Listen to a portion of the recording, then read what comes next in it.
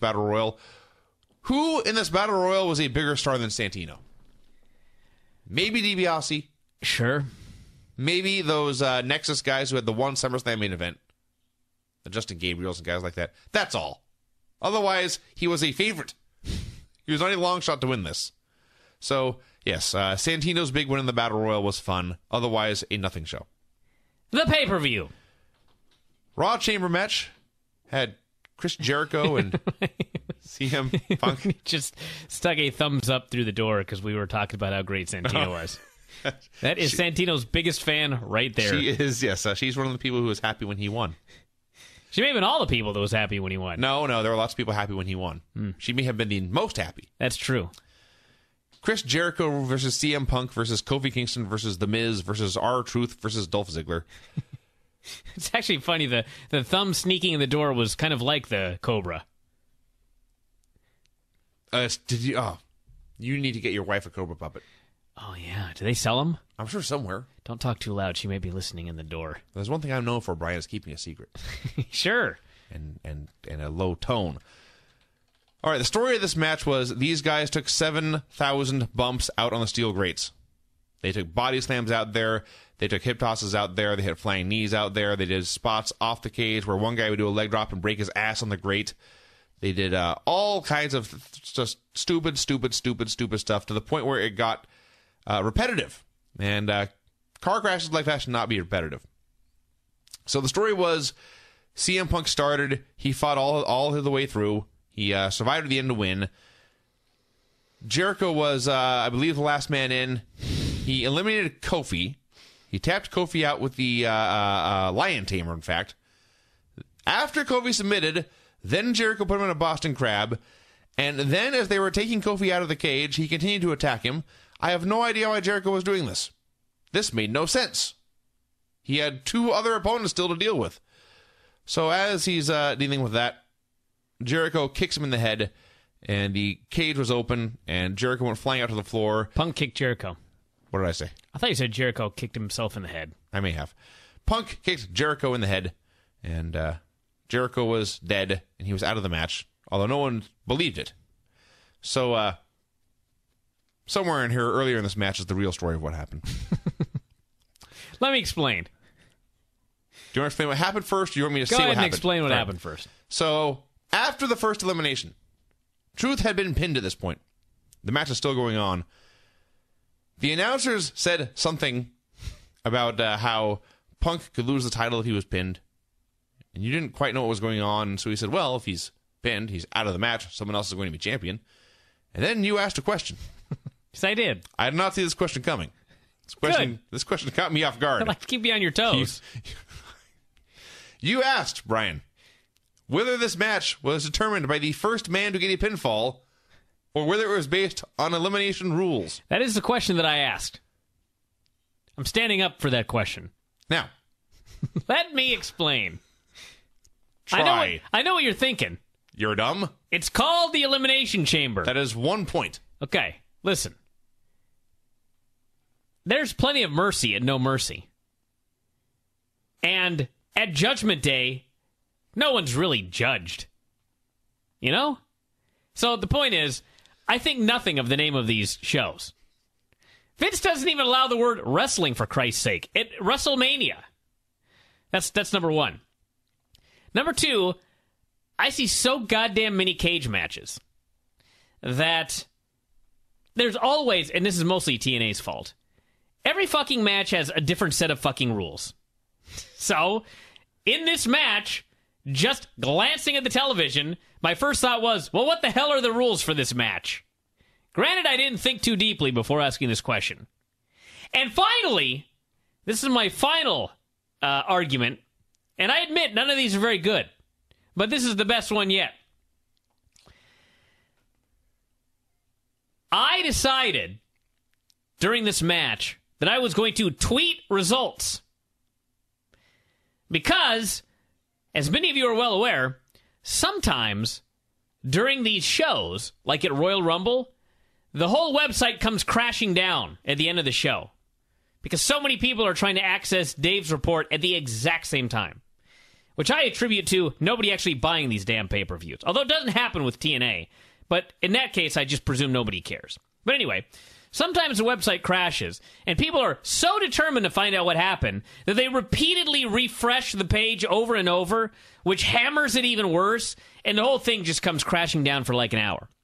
So, I thought, I will announce on the front page that I am live tweeting the results of this show, and so, therefore, if something happens to the website, you just go to my Twitter and you can find out what happened and what I thought of the matches. Brilliance. Problem with this theory is, I think I've only done this one other time. I think for the Royal Rumble match at Royal Rumble. So it took me a while to get my Twitter going, and then there was typing on the iPhone that ensued, which was kind of a disaster early. And the whole point of this is, I actually missed R-Truth being eliminated. So I didn't know that someone had been eliminated in the match when I asked the question whether or not the match featured eliminations. I just can't believe you make more money than I do. This is an injustice. Well, Vinny, if I wrote about football, you probably still wouldn't believe it. It's irrelevant what we do. That mistake was so dumb. Vinny, as Michael Cole said, I make one mistake a year, and you've made 40 mistakes in the last 2 seconds. Wasn't that what he said to Booker? Something like that. Yeah. Everybody makes mistakes sometimes, everyone. This was a bad one. At least I didn't ask how you get eliminated in the Royal Rumble. I'll save that one for next year. I believe you. Yes. I believe you. All right, so Jericho was out of the cage. Everyone in the world expected that because it was down to Jericho outside the cage and CM Punk and Miz inside the cage. First of all, nobody thought Miz was pinning Punk. Second of all, everyone thought Punk was going to pin Miz, and then Jericho would run in and finish him off and steal the win. So what happened was, Punk and Miz had a match. No one really cared, because they were just waiting for Jericho to come back. Plus, they knew that Miz had no chance of winning. So Miz, in fact, had no chance of winning. CM Punk pinned him, and everyone sat back and waited for the finish, and then his music played, and that was it. Mm-hmm. So I just figured he was coming out for the Smackdown chamber. This was, this is kind Which of... he didn't do either. It was a very violent match with lots of men killing themselves, and then he finished that felt anticlimactic. It was all right. It was not bad. It was not a great chamber match. No. You know, one other defense real quick. This is not a very good one. But you have to even admit that during the ambulance match on this show, when they were fighting around the ambulance, none of us in the room were quite sure how you won. That is different. How many ambulance matches have you seen? Oh, we had the one with, those guys. 2 or 3. Sure. We've seen many chamber matches. 2 of them live. That's true. Those were better, by the way. Those were significantly better. By a wide margin. They showed clips of Santino winning the Battle Royal on SmackDown, and then they played Eugene's theme, because it's a Rocky knockoff, as he attempted to drink a glass of raw eggs, and then he yacked. We had a 24/7 style video of John Cena training. They had a bunch of FCW dudes there, including Tyler Black and Consequences Creed. No one cared about them. But then they had a big mofo who benched 575 pounds, and everyone went nuts. Nobody went nuts. A lot of weight. Nobody went nuts for Tyler Black and Consequences Creed. That is FCW in a nutshell. And then Cena talked about working hard and stuff. Beth wrestled Tamina. Tamina had a very unflattering outfit. Muffin Top Central here on pay-per-view. Then she nearly died. Beth knocked her off the middle rope, and Tamina's feet caught the apron, and the rest of her body just splattered right down to the floor. That sucks. So Beth beat her up for a while. Nobody cared. And then Tamina made it come back, and she has some fire. She hit the splash, and Beth kicked out anyway. And then Beth went on to win with a bitch clamp. This was lousy. Santino trained more. He gave the Cobra to a ham. You know, while we're on the subject, I'm trying to find out if they sell the Cobra on WWE shop.com. And by the way, if you go to shopzone.com, it's just it's nothing. So maybe they should buy that URL. But anyway, WWE shop.com is arranged here. They've got categories, and I'm not quite sure where you would look for a sock puppet. We've got men, T-shirts, wouldn't fall in there. Accessories, which is headwear and jewelry. Oh. And then packages, jackets, and sweats. Women, very, very similar. Kids, very, very similar as well. Baby and toddler. Do you know, Vinny, you don't have children, but there are apparently things called bibs, which I'm aware of, and toddler T-shirts. There are also things called creepers. That's what it says. Under baby and toddler. Bibs, creepers, and toddler T-shirts. Let's see what a creeper is. I would think a creeper is something you want to keep far away from your child. It's actually one of those... Get that creeper away from my boy. I think it's they call it a onesie.